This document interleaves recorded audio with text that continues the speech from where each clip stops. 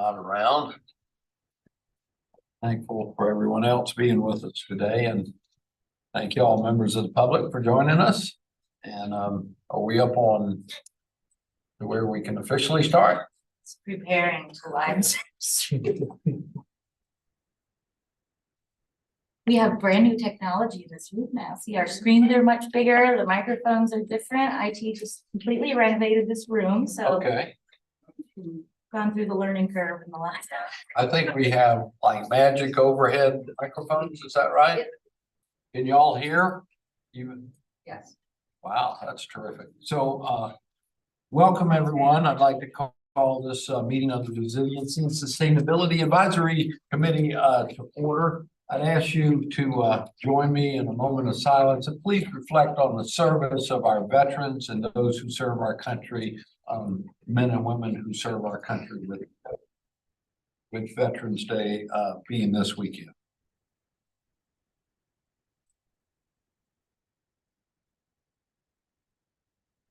Amen. Thank you very much. We have some proxies here today representing the Berkeley, Charleston, Dorchester Council of Governments is Kristen Miguez. Thank you, Kristen, for being with us. Rick, and then we have for the home builders, Adrian King, he's their executive director, and Tony Millette is here today representing the Medical University. The rest of us are regulars here. So, but thank you all for being with us today. First, we're going to have a couple of updates on both resiliency and sustainability. And I'm going to call on Dale Morris, who's going to give us 2 or 3 different updates. Dale? Great, thank you, Mayor. Good morning, everyone. Dale Morris, Chief Business Officer, City of Charleston. Katie and I were putting this together. Katie was putting it together, and we have 16 slides for you. So there's a lot we're doing. There's a lot that's going on. There's 6 months sort of updates here. So bear with us. Keep in mind that if you have questions about things that we fly by, because there's a lot more to cover, you have to do that. We're open, we're accessible. Call me, call us, we're good, right? Good. So on the silence, there we go. Here's the agenda, just a number of things for resilience and sustainability. You'll see them as we come by. So from resilience, talk a little bit about the comprehensive integrated water plan we have under development. It's been about a year underway now. Last Tuesday morning, so not 10 days ago, 9 days ago, we had king tide, one of the highest that cycle, so in that 4 or 5 days of king tide last week. Does anyone know what this is? Hasn't rained for days. So king tide coming in, this is right by the Jasper in the park, sort of just directly west of Colonial Lake. This is groundwater flooding starting to occur. So the seas rise, it's going to push the hydrologic connection between the river and the Atlantic Ocean and the land that we live on. Is going to start pushing water up from the ground in weak spots, soft spots. This is one of them. I checked very carefully to make sure this wasn't someone who left a hose out somewhere to make sure that groundwater coming up. Fortunately, we have under the work of the comprehensive water plan, we have installed 14 shallow groundwater monitoring wells across the city over the last 6 months. Really important. They're going to be in place for a long time, so we can collect the temporal data as to how groundwater is being influenced by tide, the rain, how long it takes for the groundwater levels to stabilize, and are they showing increases. This is really important for us long term. Think about infrastructure and where and how we live. So this is just a good picture, and it gives you a sense of the one more challenge we have to manage. Comprehensive water plan. The mapping is done. This is a map. So what we did, we took SACSAT, U.S. Army Corps of Engineers in 2018, 2019, and 2021. They did a lot of very good compound flood modeling for the southeastern coast of the United States. So the Southeast Atlantic Coast Comprehensive Study, really good compound flood modeling. So sea level rise, surge, riverine discharge, as well as rainfall. And this is the future map interpolated from that SAC data for the peninsula.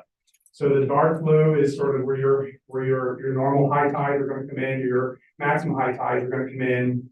The lighter blues are sort of more frequent event with or more higher levels of water on the peninsula because of sea level rise. And you can see the yellow and the orange. The orange is the 100-year floodplain moving inland. You can see Wagner Terrace has some increasing problems, but also just a lot of the peninsula is now dry and high or high and dry. This flood risk is going to increase.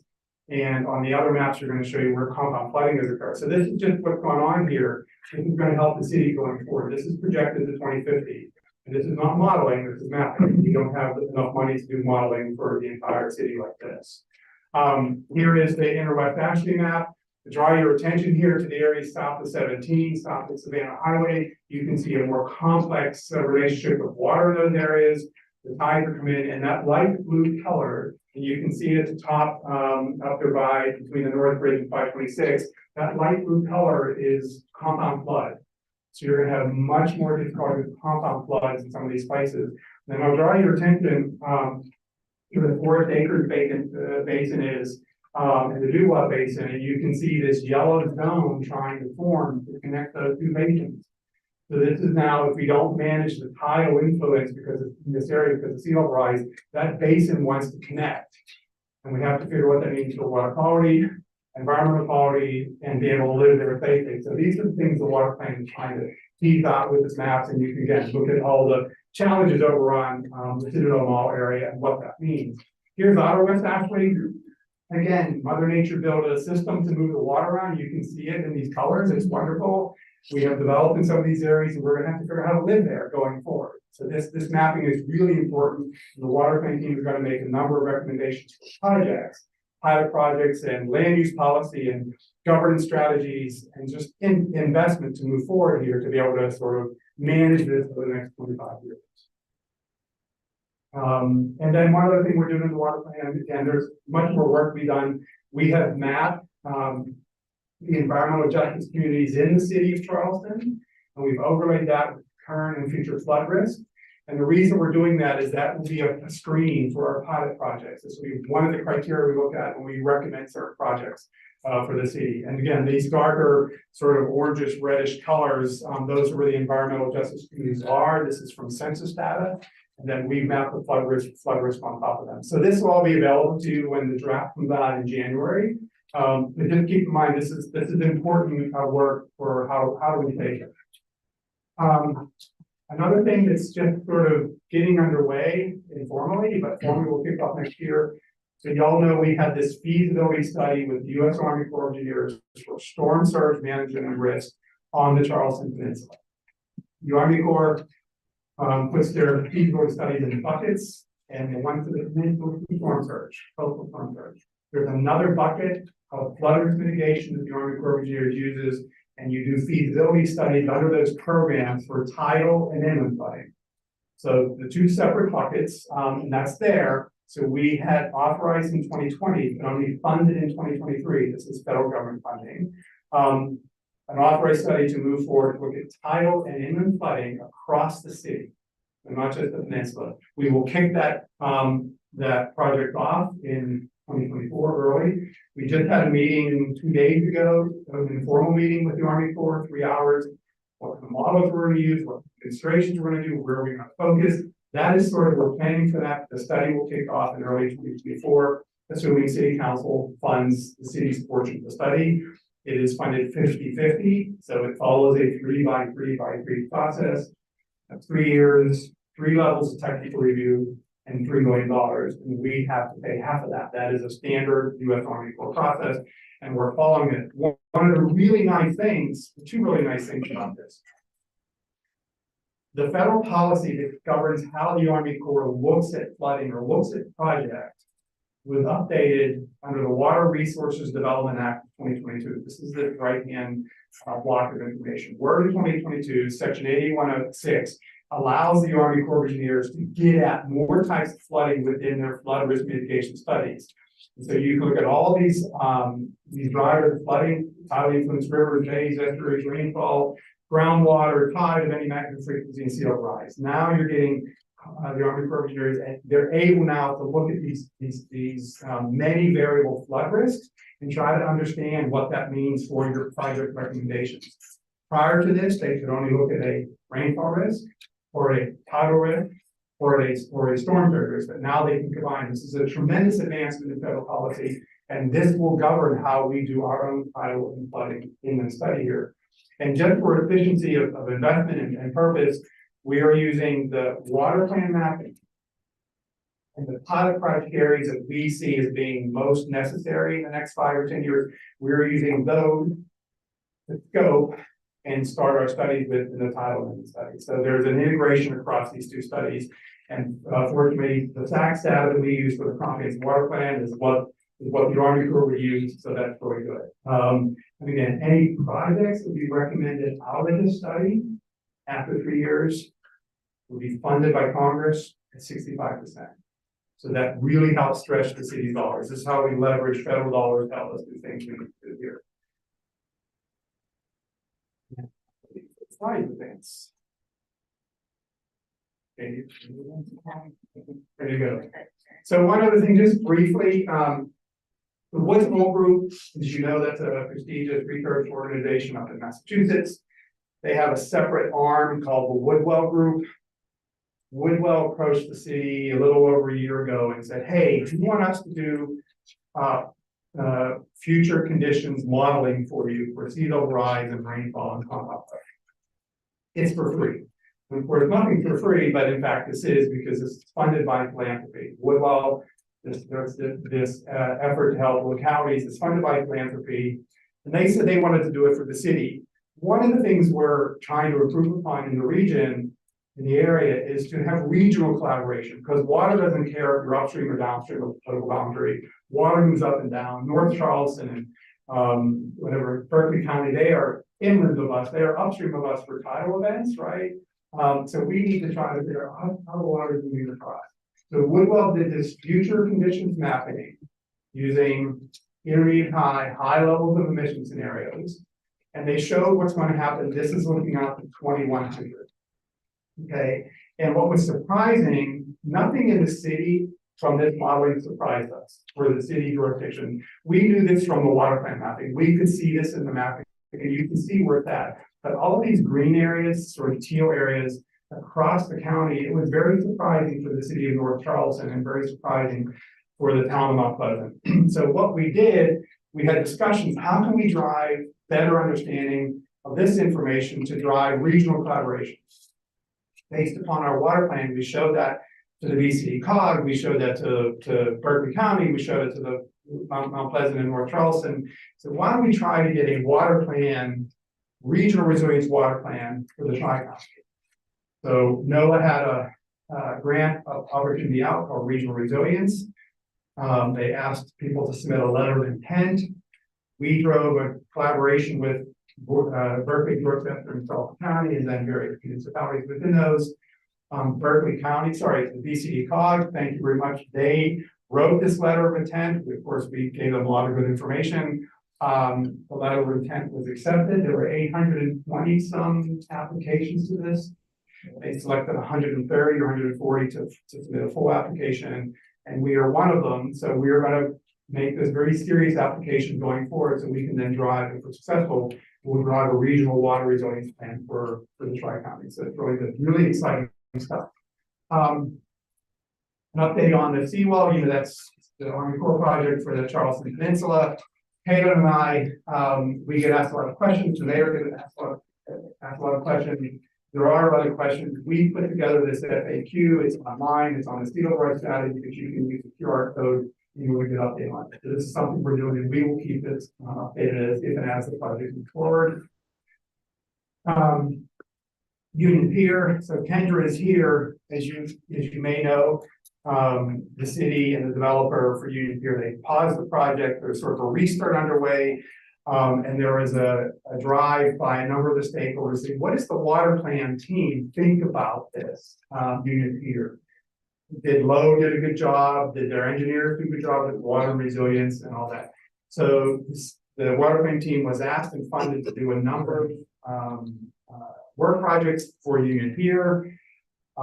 Coordination with Riley Center, with the stakeholder advisory group that's there, with Sasaki, which is the newly named planner, and with the Peninsula Plan team. We're doing planning is doing a separate Peninsula Plan. So making sure that the water plan team is coordinating with those groups. They are reviewing and assessing all the previous analysis on the infrastructure on Union Pier and under Union Pier. They just discovered a new granite pier out there 2 days ago. No one knew about its historical structure. So wait a minute, there's maybe more we can do. News for you, Kenny, but it's great. They are reviewing the two-dimensional H&H modeling, hydrology and hydraulic modeling that was done by the port when they submitted the PUD. That was included in the PUD submission, but the modeling was done, so the water team is reviewing that. And they will do their own separate analysis for coastal and stormwater risk management and make recommendations for how they might approach this, the infrastructure over there. And they will submit a set of key findings and recommendations, hopefully by the end of this year. So it's a quick and dirty study. By the end of this year, then that will be provided to the team. So that should govern, hopefully, how Sasaki and the rest of the project moves forward, keep that area safe and resilient. I think this is my last slide for my update. One of the things at the beginning of this year, the mayor said to the city design division, hey, what can we do long-term for Haygood Avenue on the west side of the peninsula? As you know, that is an area that floods all the time. It's tidally influenced, but the rain collects there too. There's a lot going over there with West Edge, but also with Gadsden Green. And this street is really a backyard, a back alley sort of condition, and it's not very attractive. The roadbed is subsiding and always breaking up. It's underwater, but it connects two key institutions, the Citadel, as well as MUSC. There's a lot happening through there. So why don't we try to take advantage of this effort with all this federal money out there? So we convened a group of stakeholders 6-8 months ago. What do we want to do? How do we do it?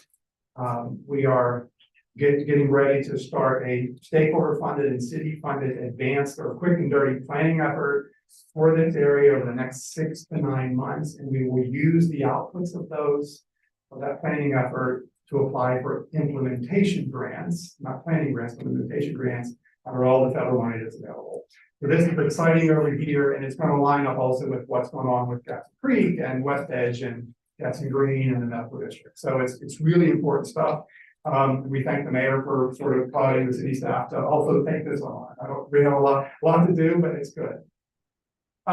So those are the resilience updates for the city. I'm happy to. Yes. Could I pause, see if anybody has any questions for Dale and what he's presented so far? A lot. It's a lot, isn't it? Yeah. Service. Okay. If I may add maybe an anecdote of sorts, is that one of the big stakeholders for the Haygood Avenue project long-term is the South Carolina Department of Transportation. It's their road, by the way. And so when we had the groundbreaking week before last for the bike ped bridge, Ashley River Crossing, I knew Secretary Hall was going to be there. So I asked if she could spend another 30 or 45 minutes with me, and we got in her car. Luckily we were in her car, which is higher than mine is even. And I specifically took her over to Haygood, and I promise I did not plan it this way, but it was one of our king tides. And we got over there, and from Fishburne all the way down almost to the McDonald's, it was covered with water. And I was like, Madam Secretary, this is your street. And there's like marsh grass growing up everywhere. And the same is true, by the way, of the Highway 61 ramp on the other side of the bridge. We talked about that as well. But anyway, she committed to being a full partner with us in the effort going forward. And I gave her a copy of the good work that you and the staff have done so far with the initial planning process. And she wholeheartedly agrees it needs more than a makeover. It needs a complete rethink. And just to share in a snippet, my goal, my vision for this street is that Haygood Avenue from the crosstown to the Citadel could be one of the most beautiful boulevards in the city of Charleston. It really could be. I mean, we got public space mostly on either side of the road, all the way from here to there. It could be a beautiful road for our city and for everyone, walkers, bikers. It's 4 lanes and it's horrible now. So anyway, everybody's coming together. It'll take a little while. There will be some money available if we come up with a good plan. And the DOT's a part of the team now as well. Right. So just for your awareness, the stakeholders that are gonna fund this, it's the city, obviously, as a portion of the planning budget, the Citadel, the medical district, the Charleston, the Green neighborhood of housing, right to the east of this, and the West Edge Foundation. We trying to get the fiduciary arrangements lined up so we can just start the work. Really important, it's not just flood risk or stormwater, it is environmental quality, it is housing, it is mobility, it's how do you link this area to make it attractive and result of safe. There's a number of key components in there. Big shout out, you know, if you want to look at this report, I don't want to take credit for what I was done, the city design division and Morgan Dunlop and her crew, they put together a really good report here, so have a look at it, you'll see what we're trying to do, the really important stuff. Any questions about anything else? I'm the guy with the scary image, as they say, so. We got a question over here. I just have one quick question, just to reiterate. So it'll take 6 to 9 months for you guys to apply for this whole project, or? So planning takes a long time, and then you have to get implementation and start with federal grants, right? So to apply for a planning grant could take 3 to 6 months and maybe 9 months before you get the award, and then you got to set up your planning effort. So you may be 2 or 3 years down the road before you can have outputs to apply for implementation grants to build stuff. What we're doing is we're expediting that process. We're not going to follow all of the requirements to get a planning grant. We're going to do it ourselves. The planning process should take 6 to 9 months, and after that, we'll have outputs. Those outputs become the inputs for the grant application. So we hope you'll apply for grants by the end of next year. You know, again, it's year away, so what happens, but that's our goal. And when we do that, there's a lot of federal money available, again, from the bipartisan infrastructure law, the Inflation Reduction Act. There's a whole bunch of federal money out here for things like this, for transportation, for stormwater, for climate adaptation, for water quality, and marine energy. There's a lot of stuff out there that we can try to combine in here. So, Thank you. you're welcome. Okay, great. So I am not Liz Fly, but it is Before you jump in, one of our new technology that I can't actually use on here, and I realized that we actually do have some committee members who are on the meeting here online. So Councilmember Boyd Gregg, Councilmember Mike Seekings, Diane Curry with the chamber, and then of course Liz is online too. So I just want to make sure everyone was aware of that.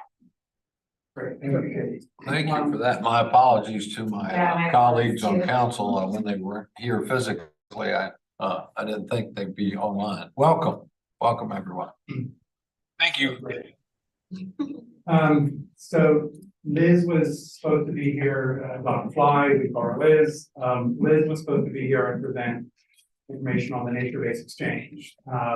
Liz cannot be here, she has a sick child, and asked if I would try to do justice to her wonderful work, for our collective wonderful work that she presents so well.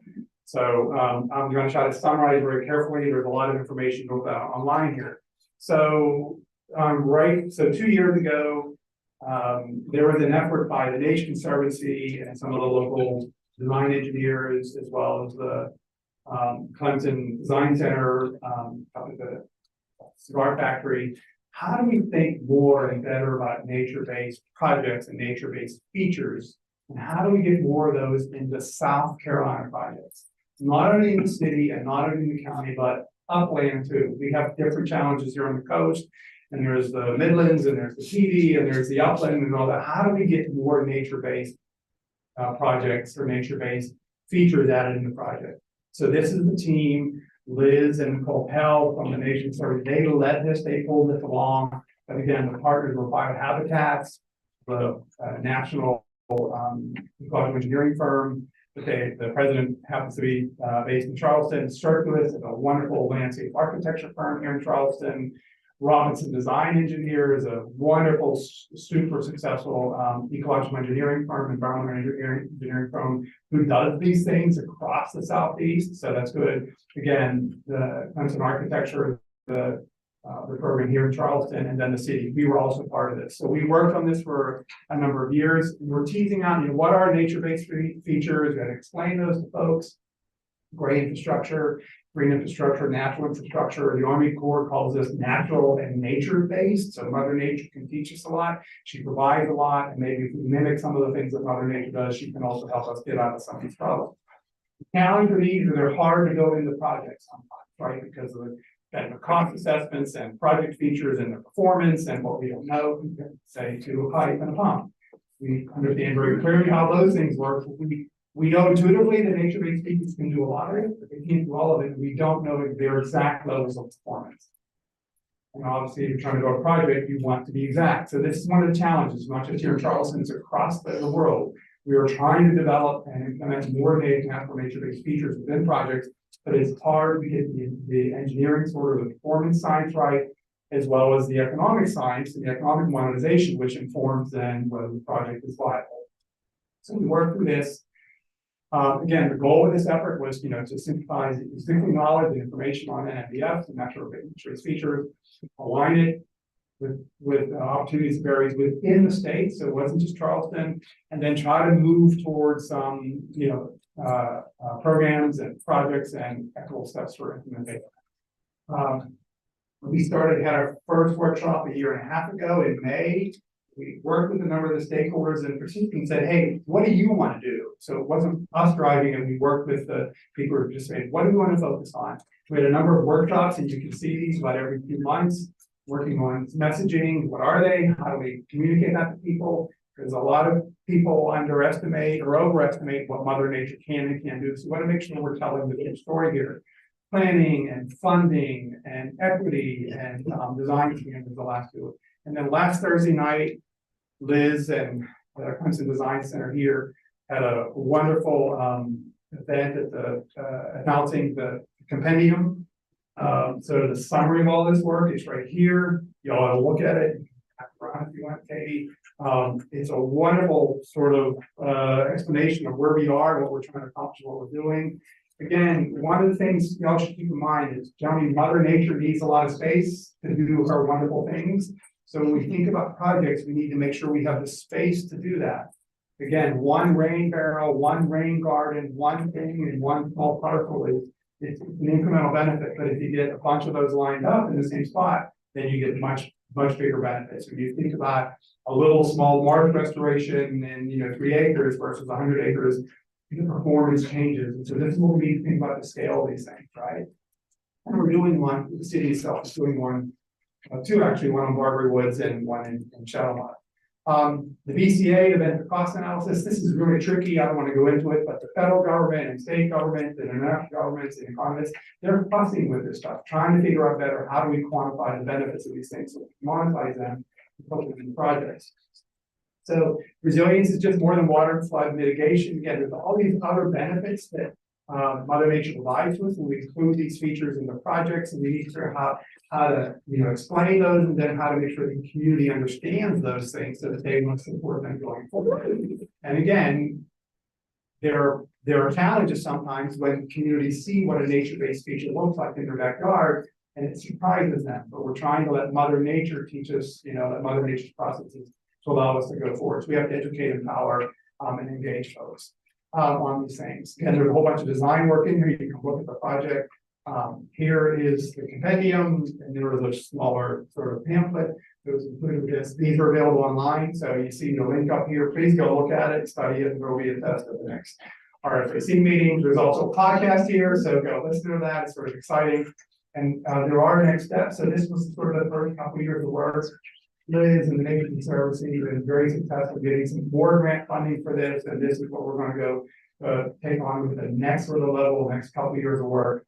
And what we're trying to do is to take this sort of higher level information and train practitioners to build, to conceive, plan, to build these projects. And one of the things we need to do is we need to monitor these projects so the economic science gets better. And that's it for me. Thank you. Any questions for any of that from any of the commissioners, committee members? Well, Dale, thank you for that.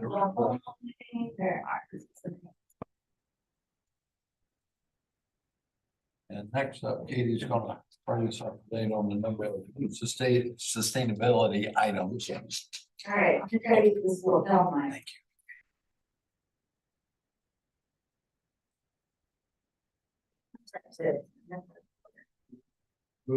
No, we're doing my one touch technology, right? Okay, so really quickly, we had a great Drive Electric Charleston event back in September during National Drive Electric Week. And I wanted to share some pictures and some stats on it. So we had over 30 electric vehicles there. We had trucks, SUVs, sedans, we had Lime and e-bikes. We even had Carta and the e-bus, so pretty exciting. We had over 13 vendors there sharing all kinds of information with folks. Lots of technical experts, over 300 people came to learn about electric vehicles. And you better believe we used our sustainable event guide. We made sure that this event was as sustainable as possible. So we did have our students, of course. We did have recycling and composting throughout, and we had volunteers manning those waste stations. World Centric donated compostables for the food trucks to use. So Mayor Tackenberg was great to thank him and Andy. And then all kinds of just charging stations for people to actually test out, to talk to experts about. Here's Molly in our planning department. She is a huge EV proponent, loves driving the city's EV. South Carolina Energy Office came, they brought their Chevy Bolt, really helpful providing that nonprofit education side of things. And here's Philip and Cog over with one of our city vehicles. And this is our mail courier quad with our mail courier vehicle. So we have both of our vehicles in showcase. You can see here Christopher and Donna on our planning commission in the background there. And we did a raffle. So Kaylin was really instrumental in leading this raffle. We did a raffle every hour and gave away some neat things. So we actually, one of the vendors gave away a free charging station. And it ended up going to someone who was interested in purchasing their first electric vehicle. So it was perfect. And had just purchased their first house. And just more, and we had some fun too. So yeah, this is a Rivian truck. Just had some fun. So I want to share those with you. It was a big success, and I think it was really helpful for those. All right, so I'll move on. So if you all remember, we passed the city passed a resolution in 2021 that went before this board. If you were part of that board at that time, to transition all of our city-owned gas-powered leaf blowers to viable alternatives, such as electric, or maybe just a rake. Really up to the department. So there's 3 departments that have blowers. We have the parks, the recreation, and stormwater, and there's about 89 blowers amongst these 3 departments. And we did this as a way to lead by example. So instead of, going straight for, should we do a ban on gas-powered leaf blowers, we said, how about we lead by example? Let's see if the industry catches up. And it has. I think the industry is catching up slowly. So I want to share some numbers just quickly on our progress. So I'm really excited to share that our Parks Department and Recreation have transitioned all their leaf blowers. We actually got 2 donated by Lowe's that Recreation still uses. I think it's going really well for staff. Our golf course is still testing a few. They're trying to see if they can get rid of some of their large push-pull leaf blowers that do not have suitable replacements yet. So they're testing a couple still, but they're mostly there. And Stormwater is using 2 of the electric, and they have 2 gasoline powered that they're just finishing the useful life with those. And then they will be transitioned to electric. So we're pretty much there. So that's pretty exciting to see this change. Yes. Round of applause. Thank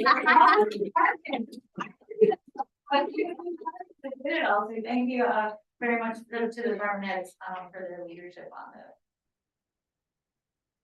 And just really quick, we did some. And they're quieter. They're so much quieter, and they reduce emissions. They save fuel. We're still working on trying to calculate all those metrics.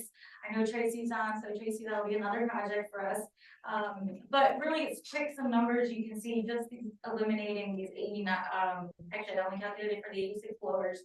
We get rid of about 350 metric tons of carbon dioxide equivalent per year. And the lifetime of these is at least 5 years. The electric ones last longer than the gas ones.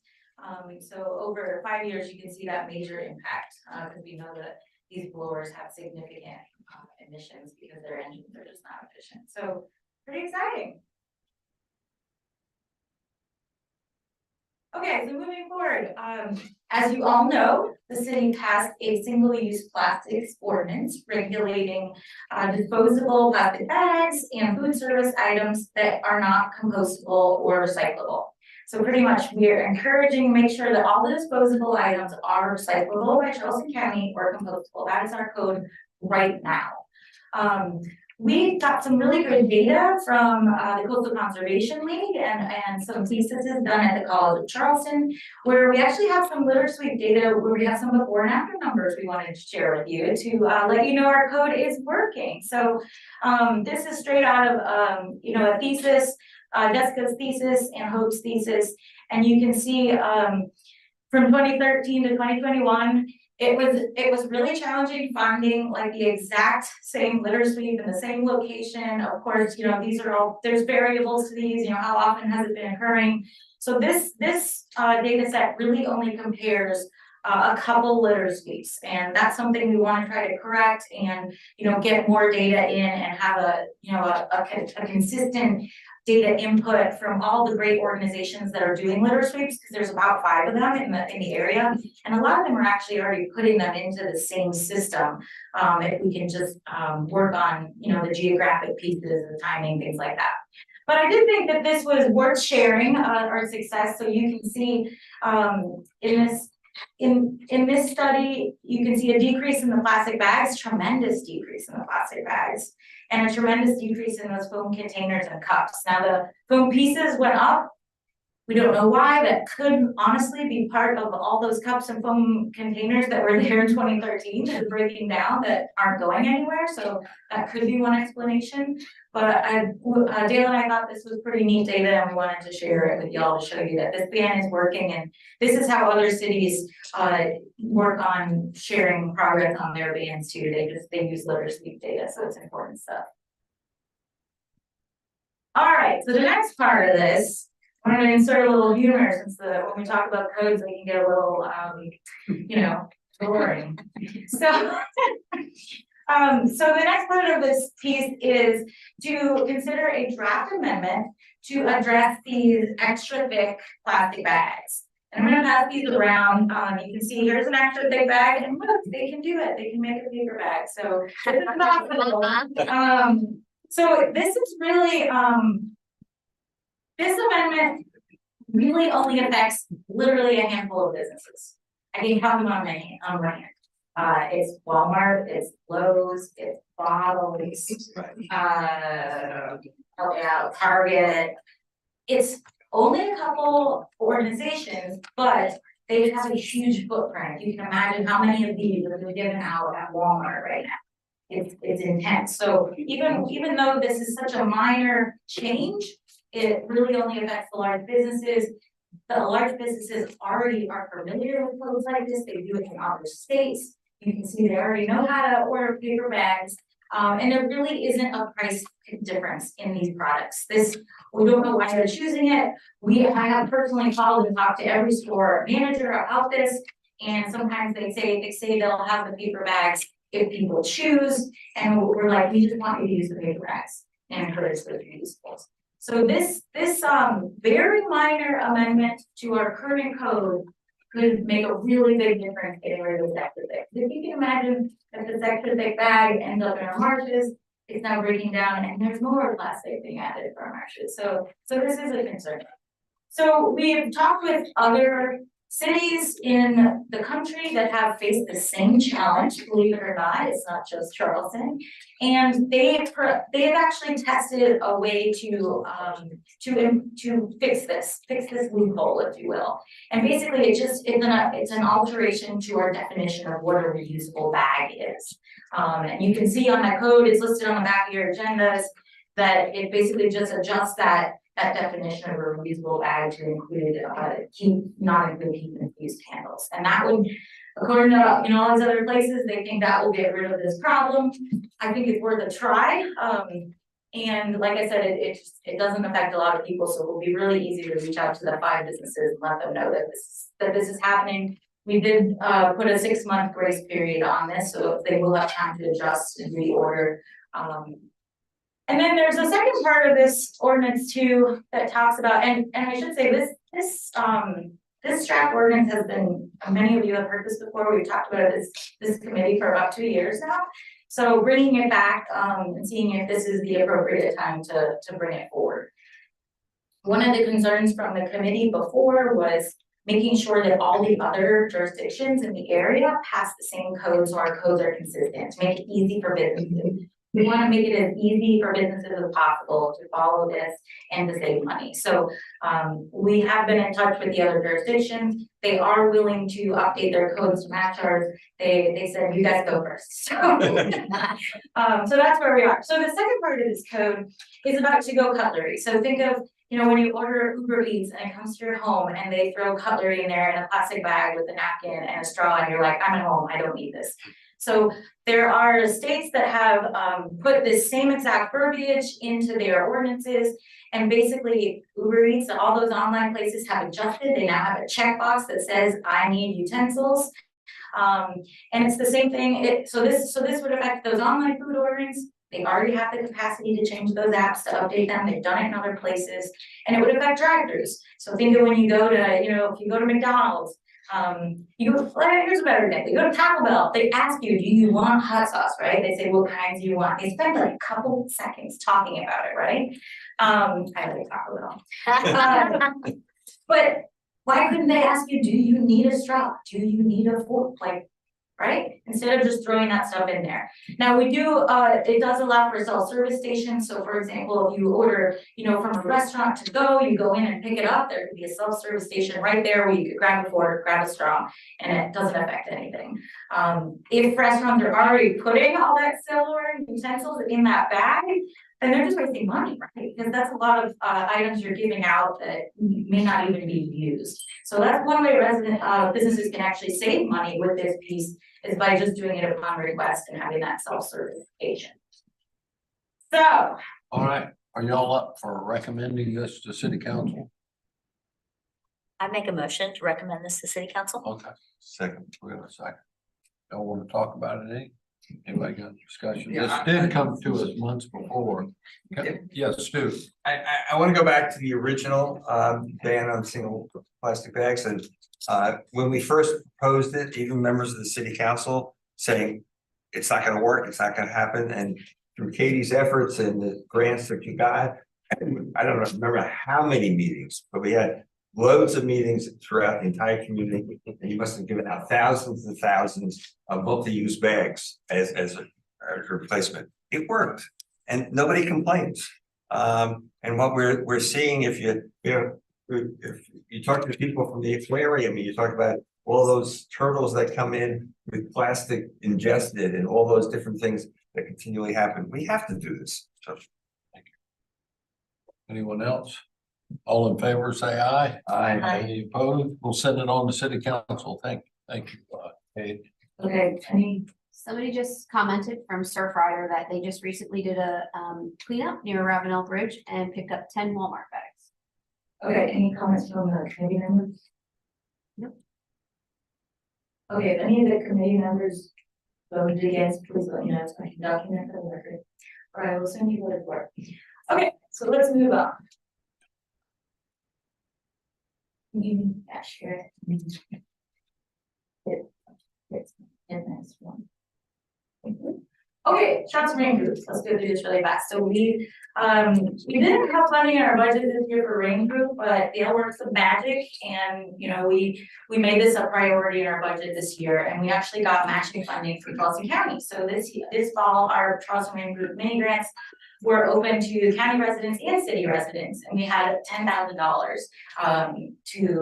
to help install rain gardens in our city. And as you all know, Charleston Rainproof is a program recommended from the Dutch Dialogues Project, and it's all about how do we work together as a team to handle all this increasingly heavy, more frequent rainfall that the city is not designed to handle, right? Our 300-year-old pipes are small for a reason, because we didn't need them big back then, right? And that's why we're upgrading them. So Rain gardens are really great at infiltrating the water directly into the soil, so they don't have to go into the stormwater system. That also replenishes the water table. So we have about 60 rain gardens right now from our rain-proof program that are all documented online, and 16 rainwater harvesting systems. And that has resulted in over 1 million gallons of rainwater a year being absorbed into our soils instead of entering that stormwater system. So really powerful impacts from a small amount of money. And here's some images from that. So here, we collect all the data from the rain gardens that gets installed with the funding. You can see this is a pretty large rain garden in the corner. This is very just planted, so that's why the plants are really young, but they will grow in. Here's another one. You can see this is a trench along the driveway. So they've actually made it so now all that water sheeting off the driveway will get absorbed into this linear rain garden, so it doesn't cause flooding down further where you can see it usually collects at that grade. And then you can see this one is a great example of how you can connect your downspouts and push that right into the ground rather than having a giant puddle there or having that go directly into a stormwater system. So rain gardens are small, they are mighty, they are powerful, and like Dale said, incrementally on their own, they're great. When you can get them in, when you can get many and aggregate many together, they're even more powerful. So in the future, we're hoping to revamp this program. We're gonna, send out surveys to all our participants, see how we can improve the program for next year. We are hoping to get some more funding next year in the budget to be able to do even more mini grants and more rain gardens because they have such a powerful impact for no funding. Can I make a comment? Sure. I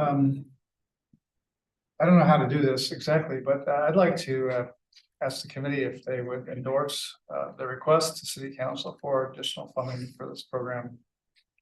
And to continue the partnership with Charleston County and making it happen. I think at $10,000 a year that there's a room for a little growth. Yeah. So, To be I honest don't know with if you, but I don't know if the committee would if be y'all want to willing make that recommendation now, the time would be perfect because we're considering our budget for next year. I'll move I that. second your motion, Rick. You second my emotion? Your emotion. Your emotional motion, all right? This is emotional as I get. Okay, great. Be specific, just double it or Well, Yeah. I'm open to amendments to my motion, of course. Yeah, sure.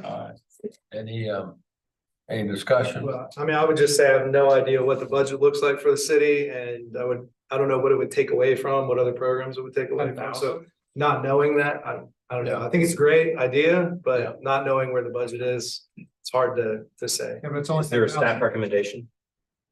We believe we can handle about 10,000, and if the county does 10,000, that would give us 20.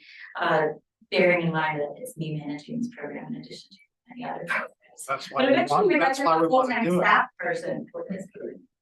Sure. So what I just heard you say is we have 10, it's being matched by 10, so there's 20 now. We actually had 0 this year, so we're hoping to get 10 next Put it year. back So then that should be your recommendation for 10. for 10, but if the chairman recommended maybe a little higher, I'm open to that too. 10 is what our current request is, right? Yes. Okay. Let's And the county partnership too. correct. Well, let's just leave it at that recommendation at that, so county knows, city council knows it's a priority. Our budget is in good shape for next year, by the way. No property taxes being needed or called for. We're able to grow and balance our budget this year, thankfully. So honestly, a $10,000 commitment is very modest. Yeah. Great. All in favor, please say aye. Aye. Any opposed? The ayes have it. We'll send that recommendation along. Okay. Thank you. Okay, so Charleston Compost, so our residential compost program that's free to everyone in the region now has 6 partners. So Sullivan's Island just joined on October 1st, and that means we have 14 drop sites now. So if you remember, anyone who signs up for the program goes through a little training, they get the lock code to unlock the food scrap cards, and you can drop off your food scraps anywhere at any one of these drop sites. So I would say, you don't want to go to the beach, beach, I can drop it off, because look, there's 4 drop sites on our beaches, so that's pretty exciting. Let's see, so if you look deeper at this data, you can very much see the underserved areas. So in our budget, we did request some funding to add 3 additional drop sites next year. And we wouldn't be adding one in North Charleston, but we have invited North Charleston, to participate. They're very excited about it. I think they are trying to determine, where that should go. And hopefully they can join soon. We also, have a pretty big gap in Interwest Ashley, sort of that Middle West Ashley area. And of course, Johns Island. So, and I can show you a map of the participants. We actually have quite a few folks participating on Johns Island, because there are those entry points at East Ferry and Medway. If you're traveling on and off the island, but there isn't one close to folks, so making that a priority is important. Lots of pumpkin composting opportunities this year. So through a partnership with the Charleston County and McGill Compost, who is the East Ferry Compost Facility, they've got a pumpkin bin out there that anyone can drop off all month. So anytime the facility is open, you can drop those off. So that's pretty exciting. We've already collected a whole bunch. And then we have our first, hopefully, annual pumpkin smash event. It'll be at the West Ashley Farmers Market on Sunday, November 19th from noon to 4. And I think it'll be a fun therapeutic way to sustainably dispose of your pumpkin and get us some, It's a mental health exercise. it's a mental health, good for your body. So hope you can join us, bring all your rotten pumpkins or any pumpkins, and we'll make sure they get composted after. And tomorrow, we donated the hauling for this event, so we're very excited to have partners that are supporting pumpkin composting. I can come and smash some heads. Only if you decorate them first. And then we have a new dashboard, and I wanted to actually show you this. So Tracy McKee, our Chief Innovation Officer, who is absolutely amazing, pulled a lot of this together. But basically, this dashboard shows progress on our goals. It helps to be transparent with the community. Let me get rid of this. Okay, here's my dashboard. So check this out. So this is all interactive, and you can actually go in and click on, say, Ackerman Park. You can see this is all done in Power BI, thanks to Tracy. And you can see exactly how much food scraps are being collected at Ackerman Park, exactly how much are being collected on Daniel Island, and all of this sort of adjusts as you click on different things. So if I go back to sort of the regular, you can see our goal for this year is 150 tons of food scraps collected, and we have 121 right now. So we are on our way to meet this goal, I believe, with the pumpkins and with just generally food-based increases during the holidays, that we will make this goal. So I'm excited for that. And you can see we've got the emissions reductions listed up here also. And so far in the last 2 years, this program has reduced 12 total garbage trucks worth of food waste from entering our landfill. So that's huge. And we've doubled participation. We have about 2,000 households participating now. Last year, this time, there were about 1,000. So that's pretty exciting. And we're still not even hitting, 2% of the population. So we have a lot more work to do. And when we add more drop sites and make it more convenient for people, more people can join. But this is pretty exciting data. I encourage you all to kind of go through it, check it, and you can share this data publicly. And thank you so much to Tracy for pulling it together. I wanted to also just show you, we have, oh, that's the right group map, no, this one. So here's our compost registrations. Look at that. You can kind of see where people are concentrated, see there's kind of gaps where there aren't drop sites, they're not as concentrated. There's a lot in North Charleston. So all this data is now online, anyone can see it. Oh, this is our rainproof map, also online, and you can go through all these pictures of all the rain gardens to see how people install them. Okay. Oops. Okay, and then just really quickly, I wanted to mention, a federal grant strategy update. So there are so many grants out there right now through the IRA, the Inflation Reduction Act, and the Bipartisan Infrastructure Law. there's over 300 programs, and check this out, 178 of them are brand new and 115 were existing. So for example, the Energy Efficiency Conservation Block Grant was already a created program, and under the Obama administration, they basically just added more funding to that program, and that's why that one's been able to take off sooner. We actually they just opened the application portal for the voucher applications for the EDCBG funding. So if you can imagine, our federal government staff are very overloaded with all these new programs. It takes a lot to create a grant program, and we've been waiting really patiently for a lot of the announcements to come out. And this affects how you plan for grants. You know, there was one in particular I was really hoping we could apply for, and then once the NOCO came out, I was like, this isn't gonna be competitive from us, it's gonna be more competitive from the state. So a lot of back and forth, a lot of working with partners. We have the state is applying for many of these. SCORE has been a great partner, DHEC's been a great partner. Regionally, there's the COG's been a great partner, and we plan to apply for the charging fueling infrastructure grant next year.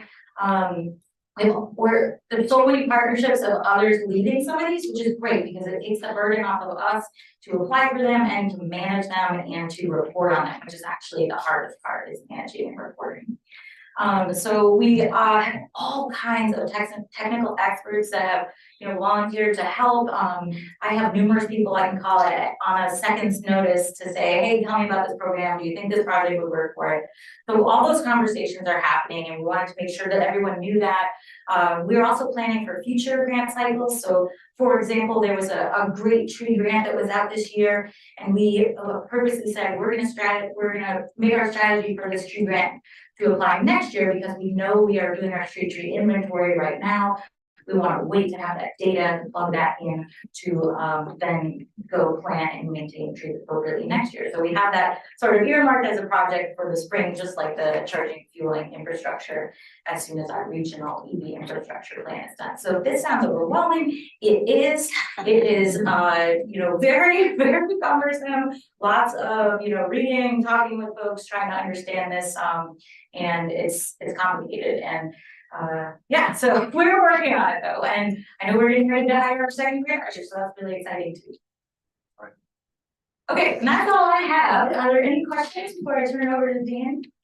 All right. I was just gonna make one comment back to the item about the electric vehicles. Let everybody know that this Tuesday, for the very first time, we're asking City Council to approve over $600,000 to buy our first electric garbage truck. So we're moving beyond the sedans and finally embarking to purchase some larger electric vehicles for the city. They are still much more expensive than a conventional truck, but if you factor in the maintenance and fuel costs over time, it really works out. We were hoping when we tried to order one a year or so ago that we would get a grant to help us buy it, just because they are more expensive. But we decided to go ahead and proceed, and on that approval, we'll be getting our first electric garbage truck. And they're quiet too. Anyway, Danny Cassis with Dominion. Mayor, thank you. Good transition. Every day is an EV day for me. Another customer for you. Well, plenty of them come. So let me, I'll burn through this, since you gave me -4 minutes. So we're done. The agenda should be done. Sorry. We'll do it. There we go.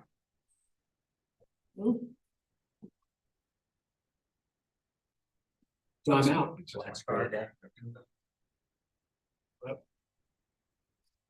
There we go. Yeah. All right, quick update. So since the city executed the LED conversion for overhead lighting, not decorative lighting, but overhead lighting, we're at 54% completion. So it's pretty aggressive, considering that a lot of other municipalities had already signed their agreements and then were in the queue. So we think it's 6 months to complete. And then the current work in progress is over in Wagner Terrace and then Hampton Park and in Fishburne. So the light close to my street actually has already been changed. So I didn't have any pull on that schedule, but anyway, it's And the planned schedule is, the rest of, west of King Street and north of Calhoun. And I've got some maps and I'm gonna roll through these, but we're gonna put these in the public domain so you guys can see them. Yeah, so green represents, that's West Ashley. Green represents already changed, red is remaining. So if we get an order and it's a light out and it's gonna be changed, then we change it then. But the majority of the work is pre-scheduled and coordinated so that it's done, just economically efficiently. Yeah, so that's James Island. So you can see most of James Island that's in the city has been done. Yeah, so you can see it's just starting to get into the peninsula work, but you can see it, kind of upper where I live and up in that area and then the Wagner Terrace. So that'll flip green shortly. Yeah, and then those are overhead systems. Yeah, don't get confused. Some of the decorative lighting, people always ask, well, is the decorative lighting change? I think that's a conversation of substance that we're having now with the city making some decisions on how other lights. So it's not all lights, but it's just the majority of lights. So there's a significant, obviously, energy savings that come with that, which again it's less carbon, less kilowatt hours consumed. So I'll put that in the public domain, or you guys have it posted. We'll post these slides. Perfect. Okay. Yeah. Dan, can I ask, in this changeover, is that including where an HOA has 6 lights from Dominion? Are those being replaced as well? So these lights, this program was specifically created for the energy efficiency advantage, but it was only one class of light. So Stuart, if it's a light where it's got it's on an electric utility pole, right, and it's got a Cobra head and it's HID, that's the only light. So if it's an area where there's underground and it's decorative, those aren't included currently in the program. Okay. That's part of like a more comprehensive analysis that the city's undertaking with us around what they want to do with that lighting. So so way you described it, it sounded like it was decorative lighting, 14-foot high posts, maybe shorter posts. Yeah. So those aren't included. So that's still to be. It's a future iteration. Okay. Great question. Sir,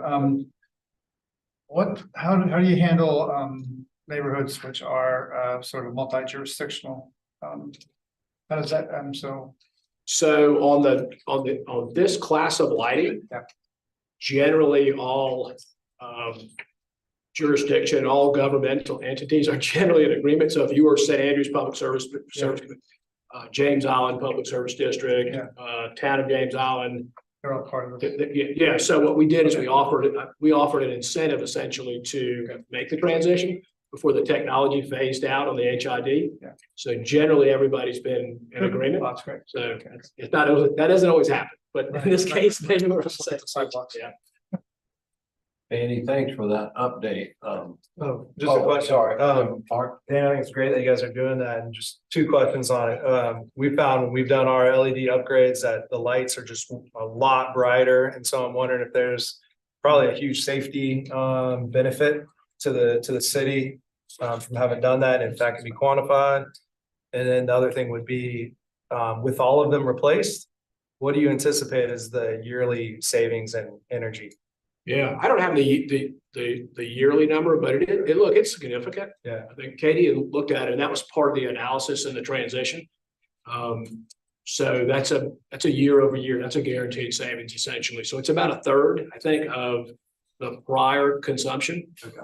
And then I think it is the lighting has, like, you can be in like one of 2 camps. I think for the most part, a lot of people like and it does provide lighting so that it's a safety issue, right?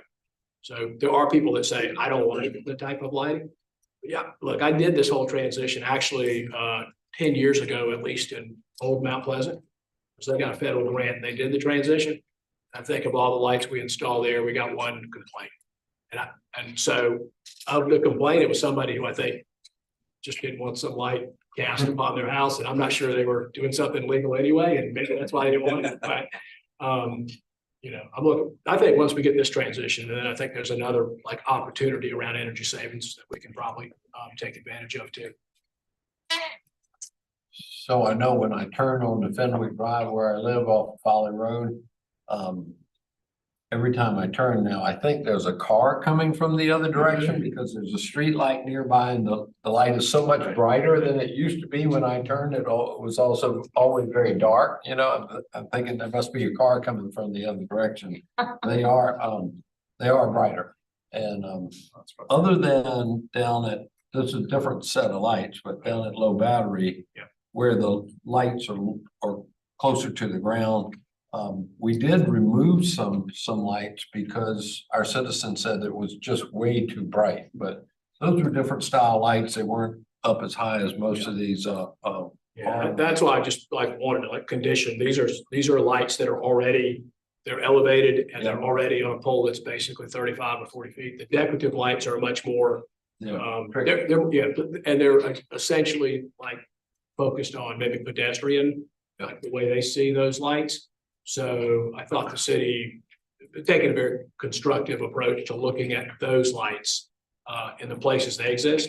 Right. And what I would describe as more pedestrian areas, and then in some of the the neighborhoods, how do those look? That's a much more complicated conversation. Right. So there's more analysis there. Well, basically, we found out we needed half the number of lights that we needed before with the different technology.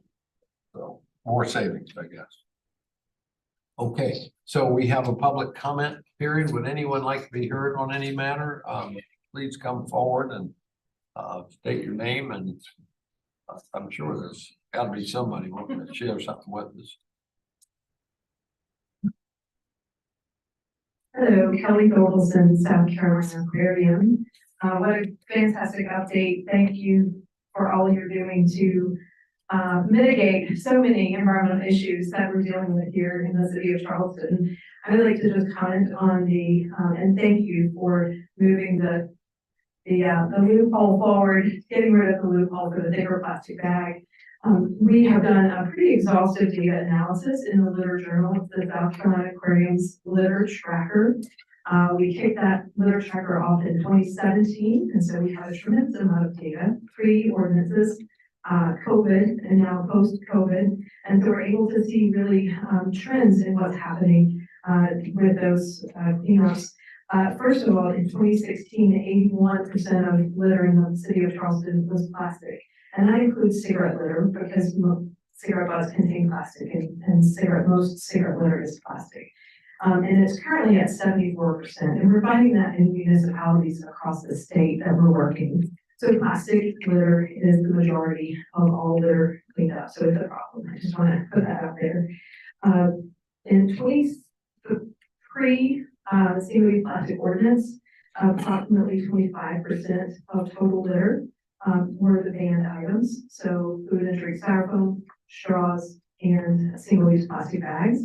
And it's currently post-ban, even with COVID, it's at 14%.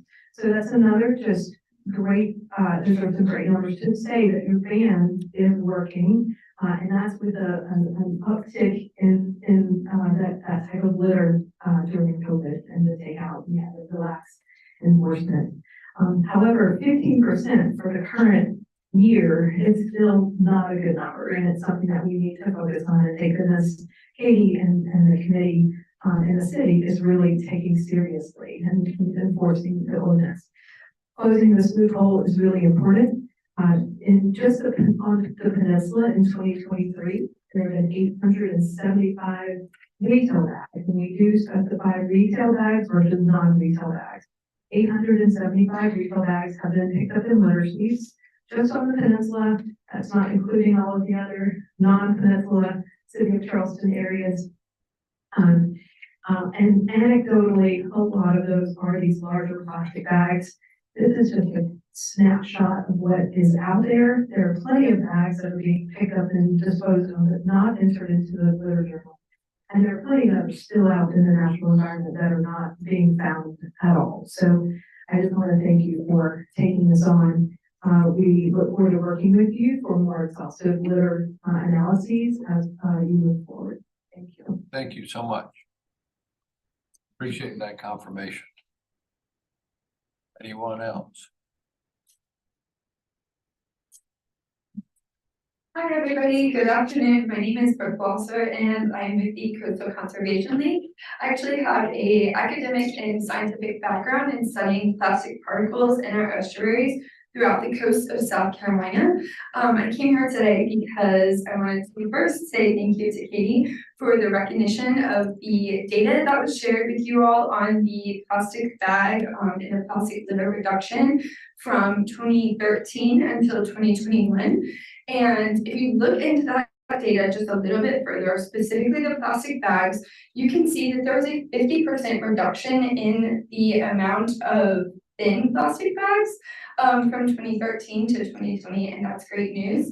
However, as a result of the loophole that is in the current ordinance, there was a 200% increase in the thick plastic bags because they're not covered by the ordinance. So all that just to say, thank you for taking the time, for allowing me the time to comment and talk to you guys today. But I am in support, as is Charleston Waterkeeper and the rest of Coastal Conservation League, in the ordinance to close the loophole. And I'm happy to answer any questions you might have about the data or the science. Thank you. Okay, thank you. Anyone else? Any other business to come before us today? Anyone, Kaylin? And online? There's one question online, and this may go towards Danny and Katie, but will a study be conducted to evaluate the impact of the brighter streetlights on insect populations or overall contribution to light pollution? I'm not planning on doing a study, but I will be glad to provide academic information to combat. I think the one study that brought that issue up, that's been highly publicized and narrowly focused on, but there's other academic exercises that have already been done, so I'm glad to provide that information. All right. Well, thank y'all. We ran a little bit over because of all the great things that our staff and city has been working with. And let's give that data to the team. Y'all are impressed. I'm impressed with all the things they're working on, all these balls in the air at one time. Thank you, everybody, for being with us today. We're staying adjourned. Till next time. I got it.